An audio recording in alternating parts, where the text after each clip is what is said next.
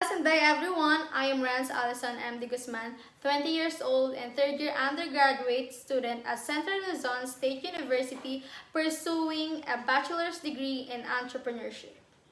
Love has no boundaries. When you love someone, you love them. Not just the gender, but the person you want to spend the rest of your life with. Whether male to female, man to man, or woman to woman.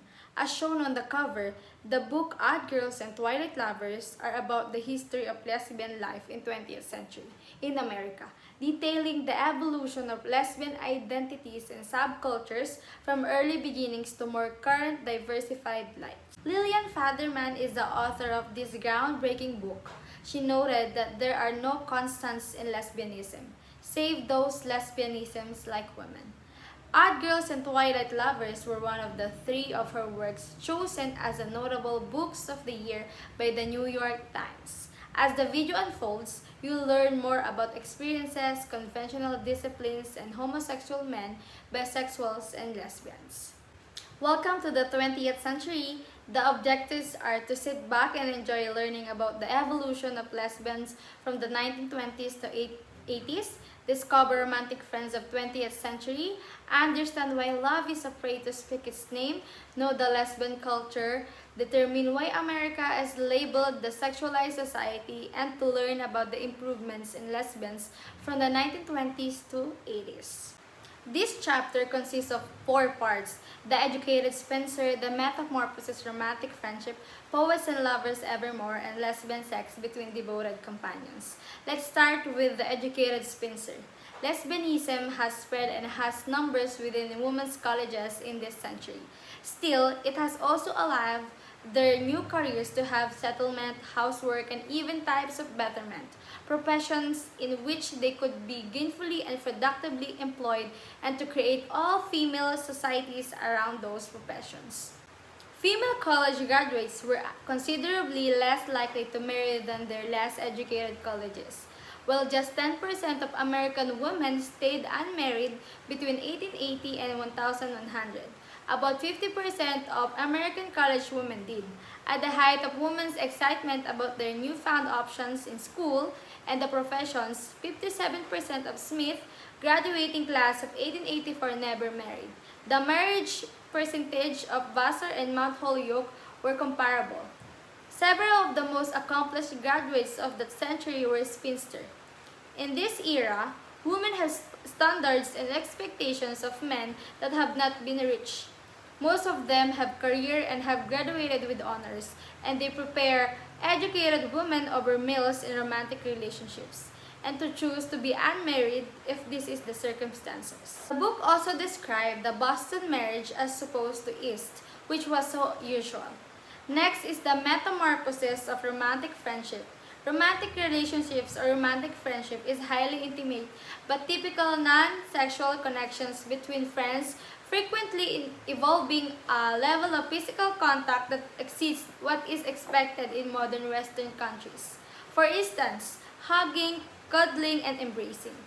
Although universities have different requirements for academics to reside on the campus, college student women in this era found role models of romantic friendships in their female professors. Women on the screen regarding to Poets, Lovers, and Evermore are Catherine Bradley and Edith Cooper, lesbians from the Victorian era who created poems and plays and worshipped Dionysus.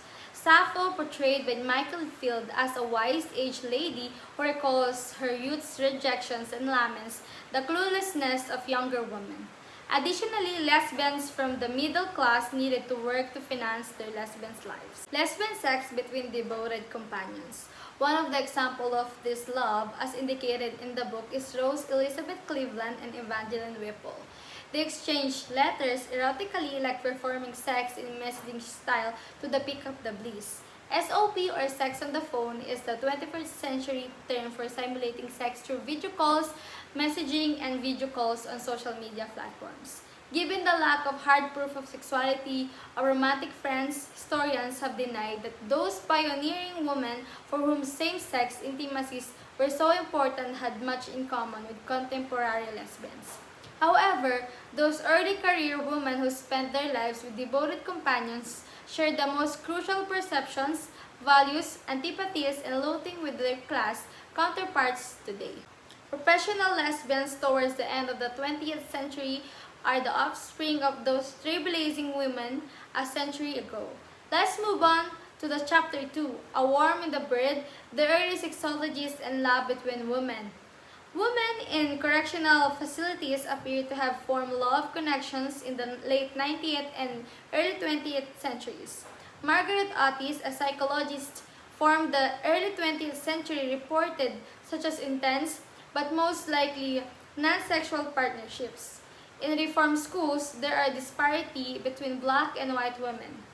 Otis alleged those relationships occurred only across racial lines with the color differences, especially talking about the place of distinction in sex and black women generally playing the man's role. However, because of the black and white women were physically separated in these institutions, Otis observed that the relationship could usually have no settlement outside of the personal notes, passed secretly between the woman and quick expressions of the endearment and elevated sex.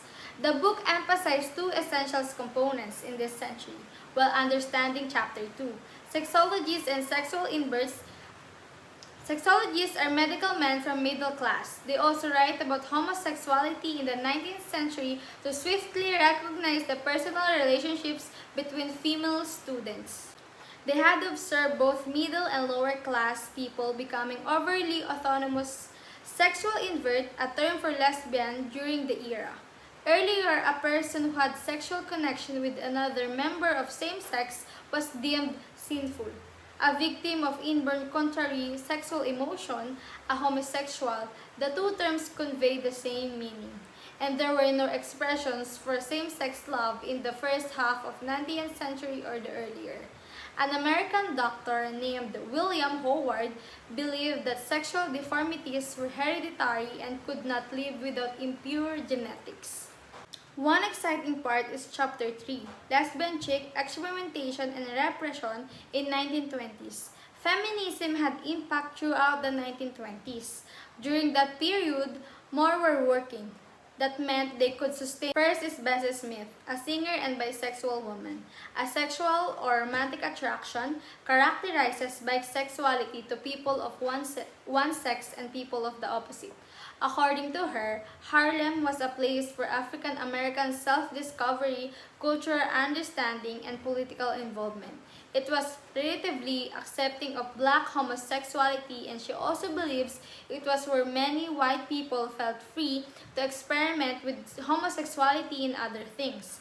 Another woman, Louisa Carpenter, visited Harlem dressed in black suits and bowler hats. Then, according to her, the songs they heard in these Harlem nightclubs didn't do much to encourage the love of lesbianism because of the concept of lesbianism as love that didn't speak its name. But she contends that no one can prove anything about her unless she is caught in the act. In this age, the masculine woman is on the left while the transvestite on the right. The transvestite is a transgender person of the 21st century. The hypothesis of homosexuality was most prominent in the late 19th and early 20th century. Male inverts were thought to be predisposed to typically feminine hobbies and attire, whereas female inverts were predisposed to typically masculine pursuits and dress. Let us proceed to Chapter 4, The Wastelands and Oases, the 1930s.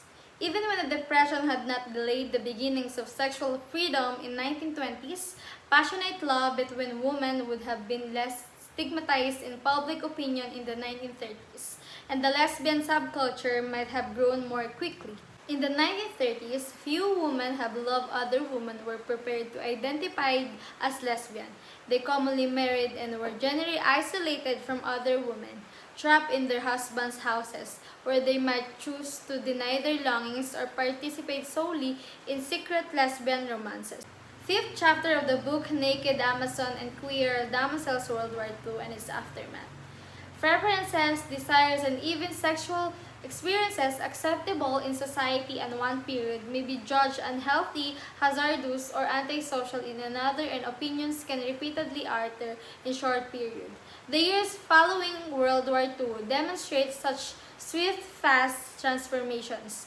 Lesbians viewed monstrosities as making individual males happy, so societal wrath could be personally tempered rather than escalating into social revolution.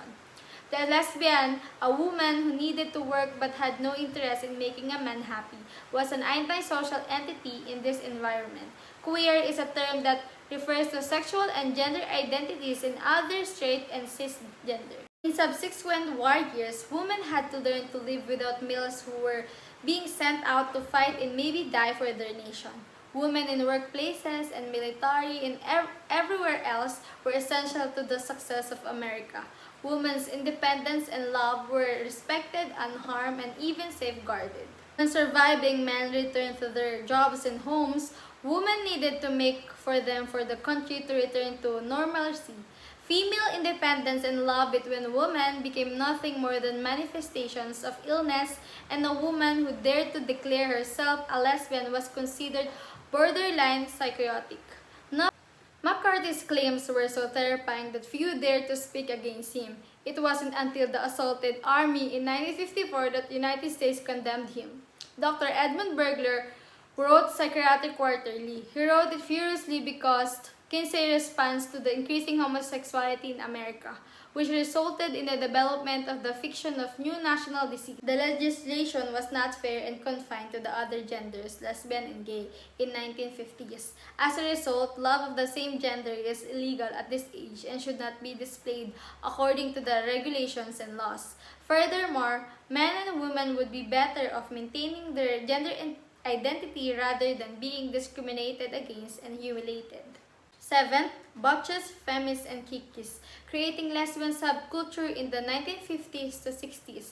Lesbian subcultures based on class and age. They had nothing in common, yet its members frequently distrusted and even despised one another. The following slide shows the evolution of butches, femis, and kikis from the 19th century to the current generation. Butch from the 19th century to 21st century, femis, and kikis. The third sex in this 21st century is no gender, however, the lesbian and gays in this era. So there is a fundamental misconception about the gender.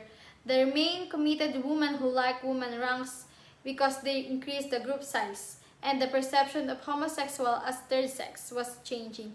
There were two significant movements in 1960s, essentialists and lesbian feminists. Essentialists are the homosexual ladies who feel they were born lesbian or turned lesbian at a young age. They characterize their issues as caused by society's views on homosexuality. And other one is lesbian feminists who claim they were inherently decided to be lesbians. They were identified their difficulties caused by society's views toward women, and lesbianism was one of the vital components of the solution. The third to the last chapter is Lesbian Nation, creating a woman-identified woman community in 1970s. In this day and age, society is gradually accepting lesbians and gays. Several in the middle class are white lesbians who did not disclassify themselves in the revolutionary in 1970s remain utterly closed off their lesbian spouse. Women often became lesbian in 1970s due to their dissatisfaction with how men treated them.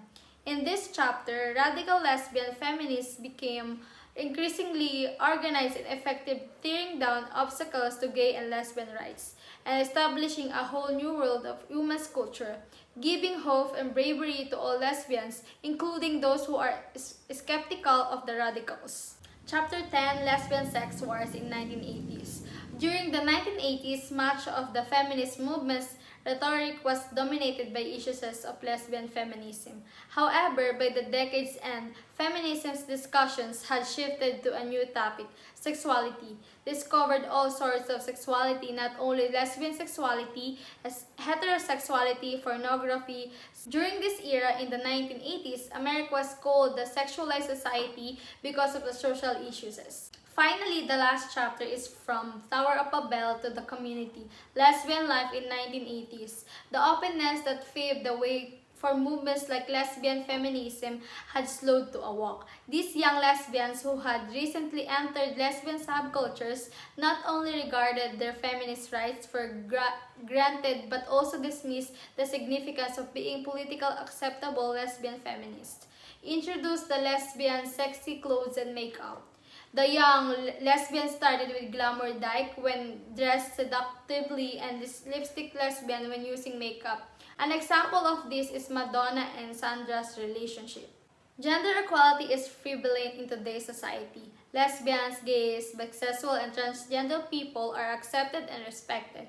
They are loved and treasured because they deserve it, and they could marry someone they chose to spend their lives with and love unconditionally in this generation. Regardless of gender, no one can ever wholly step outside of the social and cultural processes that define our identities, beliefs, and perceptions. However, we may still acquire techniques for analyzing and probing ourselves. This book provides an eye-opener to all gender that they should still be respected, valued, and have human rights. It is suitable for economic prosperity, and societies that love women and men as equals are the safer and healthier. Thank you so much and have a good day.